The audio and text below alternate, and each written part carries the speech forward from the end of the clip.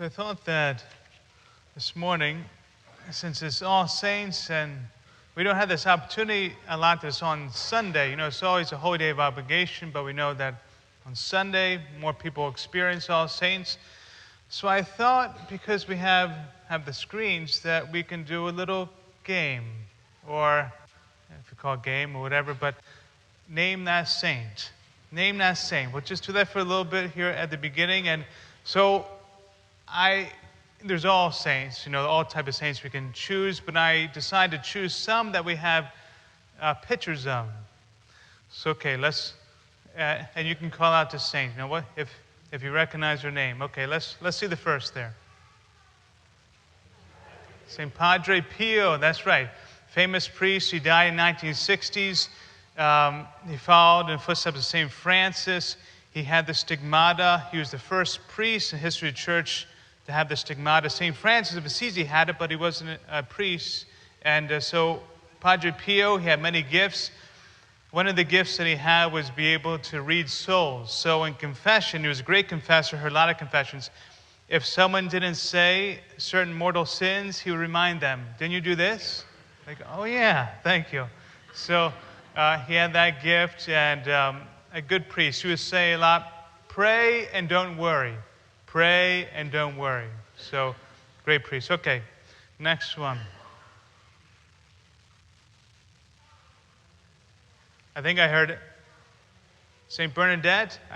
St. Bernadette, yes. So remember, she was the one who Mary appeared to in Lourdes in France in the 1850s, 1858, I think it was. And so she grew up in a poor family. They didn't have that much at all, and she didn't receive that much education. She had asthma. She had a struggle with that. And so just to give some of the background, then when Mary appeared to her and then she became famous, people would try to, they would actually cut off locks of her hair as she was walking by, and things like that. So she had to go somewhere in which people couldn't bother her. So she entered a convent, she became a nun, and she lived out the rest of her days there. But a very holy person. Okay, the next one. I think I heard him. Yes, very good. St. Damien of Molokai. So that's one of the later pictures of St. Damien. You can tell he has leprosy there. He didn't have leprosy at the beginning when he went to the leper colony there in Hawaii, but eventually he contracted it. And he had in his heart the desire to help out those in need who were cast off from everybody else. And just to show his example of his humility, when he would have to do confessions, since priests wouldn't come on the island because they couldn't, the quarantine, they were on a ship with everybody else. He would confess his sins to the priest on the ship. Of course, everybody else can hear it. So that's how he had to do a confession. So be thankful you just have a confessional here. He had to do that. So great saint especially to those who are cast off by society. He showed great love to them. Okay, next one. This is a little tougher, but I talked about her maybe 5 months ago or so. Blessed Chiara, or I think that's how you pronounce her name, Chiara. Blessed Chiara. She died in 1990 at the age of 19, only 19, because she got cancer, and but she showed great love to others in the hospital and great joy. Before she had the cancer, she enjoyed playing tennis. She was great at tennis. She liked listening to her music, liked hanging out with her friends at coffee shops. She had a lot of great joy about her, and so there's many different miracles attributed to her, Blessed Chiara. I like that picture because it's just her. It's just her. Okay. The next one. Hey. How'd that get in there? I don't know. Yes. Now, who's that? Yeah. Yes, St. Matthew of Yorkville. Yes, and very good. I just took a picture real quick, went into the hall, and then, people have pointed out, that looks like a mugshot? And it's yeah. Okay, of course I did it on purpose. All right, so next one, next. Okay. Saint Therese. That's Saint Therese, a little flower. You know, we have her statue in the corner there in the Adoration Chapel there.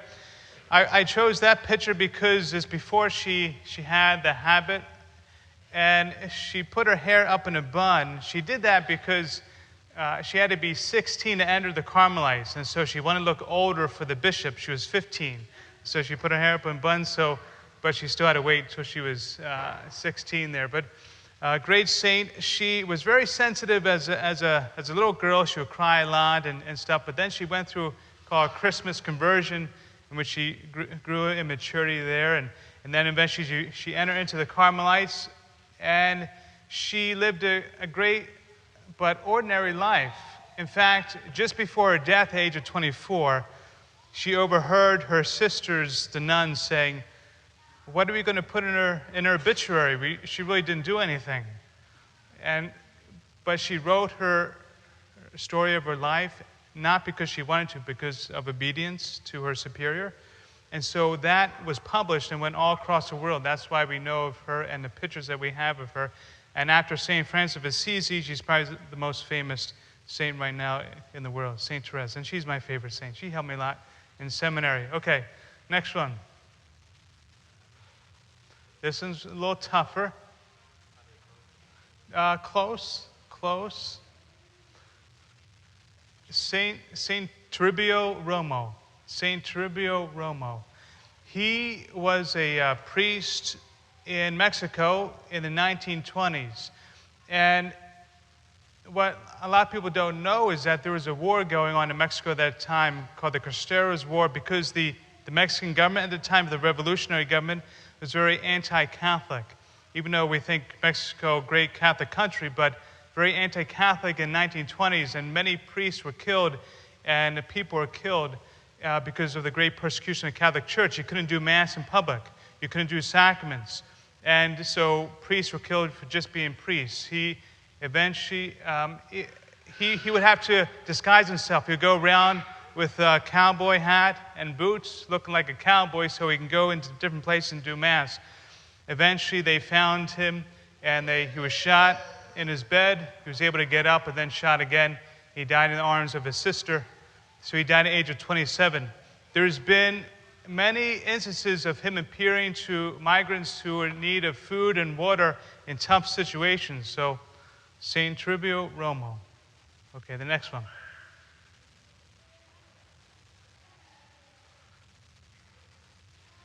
I should know this one. Okay. Blessed Giorgio Frassati. Blessed Giorgio Frassati, patron of youth. So he was born of a wealthy family, influential family in Italy in early 1900s. And however, he had a great love of the poor. He did a lot for the poor. He would ride on third class, even though he had a lot of money. And people asked him, why do you ride third class? He said, well, because there's no fourth class. He liked to party with his friends in a good way. And he was often the clowning around with his friends. There's pictures of him doing that. He loved to hike. He loved to do sports. But he prayed a lot as well. He had a great love of the Lord. Eventually, he died because he was working with the poor at that time of tuberculosis, I believe, at the age of 24. His parents expected a lot of the rich and the famous, influential of Italy to come to the funeral, and they did. But what they didn't expect was about thousands of poor people came to the funeral as well, all lined up outside. Because he did many good works for them. Blessed Giorgio Frassati. Okay, the next one.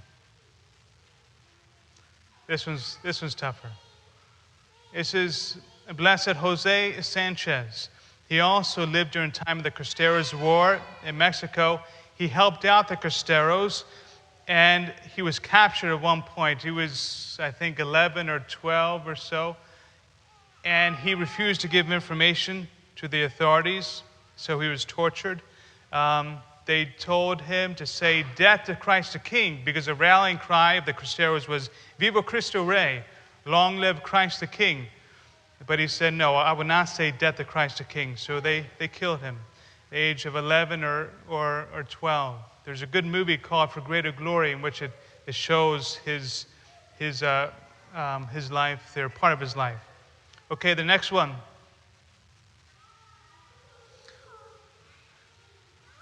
I think you know it. You know it. Saint Bakhita? Yes. Okay. Saint Bakhita. Saint Bakhita lived in Sudan. Eventually, she became a slave, and she was brought to different countries. Even in Italy, slavery is still going on in the late 1800s in different aspects. And eventually, she was freed. She went through a lot of, obviously, difficult times, but she became a nun, and she had forgiveness to those who held her captive. And she always had a great smile and had a lot of joy despite all the suffering that she went through. So that's Saint Bakhita. I think there's one more, right? One more? Yes, we know them. Mother Teresa, Blessed Mother Teresa, and Saint John Paul II. I had to put them together, and that's a good picture of them. And of course, you know, Mother Teresa did much for the poor, won the Nobel Peace Prize. When she won that Nobel Peace Prize, she said, don't have a dinner. They always have a dinner, expensive dinner. Give all the money toward the poor. Don't have a dinner. And she did much for the poor. She really revolutionized, in many ways, serving the poor in the 20th century. St. John Paul II, of course, we know his life. What you may have not known is that all of his brothers and sisters and parents died by the age that he was 20. They all died, and so he was left alone in his immediate family. He had to go underground to become a priest. He was forced to work in a quarry by the Nazis, and eventually he became a priest. And so he worked against the communists who were trying to suppress a religion. And then, of course, became Pope. I believe, and many people believe, that one day he'll be called St. John Paul the Great. Only two other popes, history of the church, have been called that. Did much good for the church and for the world. I think that's the last one, right? It's the last one, yes. Well, who else could I put up there? Who else could I put up there? I could put you up there. I could put your picture up there. In addition to my picture, you know, oftentimes you think, kind of how I put my picture up there, that we don't belong. We don't belong. We're out of place among all those saints. But we're all called to be saints. We're all called to be holy. Today we celebrate All Saints' Day, and it's good we do that, and we especially recognize the canonized saints. But only saints can be in heaven. If we're not a saint, we can't be in heaven. Does that mean that we have to be canonized? No. There's only a certain amount of people, a small percentage of people who are canonized, so they're an example to us. Oftentimes, extreme examples of faith and love. But sometimes there's a danger when we say we're all called to be saints, we're all called to be holy, because we have in our mind what it means to be a saint, what it means to be holy. And sometimes we think that, well, I have to be like this, or I have to totally give everything away and be a nun, be a priest. Not necessarily. Here's a definition I think that's good for being a saint. You know, from the Beatitudes. To be pure of heart. To be pure of heart. Trying to be good. Trying to do the right thing. I think that's the best definition of being a saint.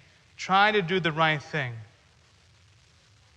Can you think of people in your school, people in work, people in your family, friends who are good people? You know, they're trying to help out others. Everybody seems to like them because of their goodness. That's a saint, right? That's someone who's being holy. Imitate them. Imitate them. It doesn't have to be that complicated, and it's not that complicated, but we make it complicated. We make it complicated. Look around you. See those who are good, those who are living the Beatitudes as we hear today. I don't need to talk about the Beatitudes in the gospel because I just did through the saints. They live the Beatitudes, pure of heart, peacemakers, persecuted for the sake of righteousness, loving God, loving neighbor. That is what we are called to do, each of us, to be that saint. Lord, help us to be fully alive. Help us to be joyful. You have called each one of us to be saints, not to be depressed about that, not to be down, but to be joyful, to live our life to the full. Lord, we ask intercession of these brothers and sisters of ours who are interceding for us, and any other saints who are interceding for us. May they help us on the journey, on the pilgrimage to heaven, so that we may all be together one day in heaven.